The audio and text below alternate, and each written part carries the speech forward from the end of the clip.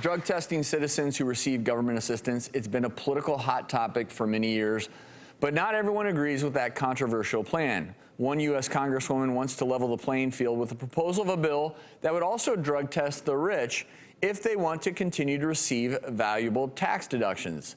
Fair play? That Congresswoman, Representative Gwen Moore from Wisconsin, joins us now via Skype. Gwen, thanks for being with us. If I may ask, just can you explain how this would work for us? Oh, sure. It's the 1% Accountability Act. And really, it's very simple.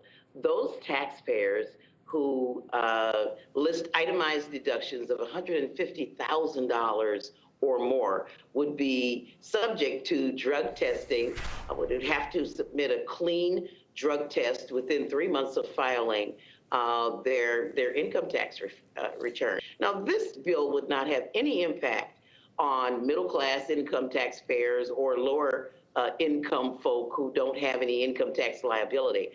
We figure that you'd have to earn at least $500,000 a year in order for this to have an impact on you. And I think we should point out, Congresswoman, that this really is about ending the criminalization of poverty, where people who are poor and need government assistance are being forced to drug test and be treated as criminals when, if they are using drugs, they need treatment, they need rehab, they need help. They don't need to be sent to prison, and they definitely don't need their benefits taken away and pushing them further into poverty. So bravo to you for standing up for people, for poor people. There. Amen belongs right there.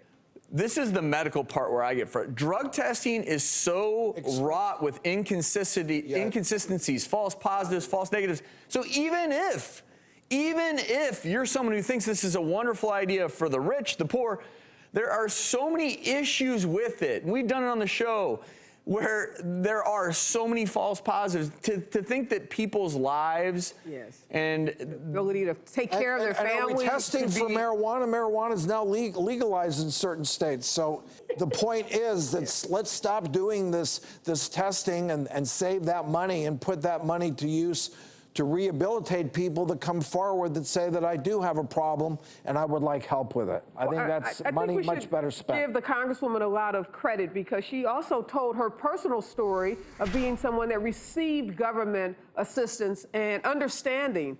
And that resonates with me, someone who also grew up in a family where we relied on government assistance. So just thank you for raising this issue. And Gwen, you did pretty well.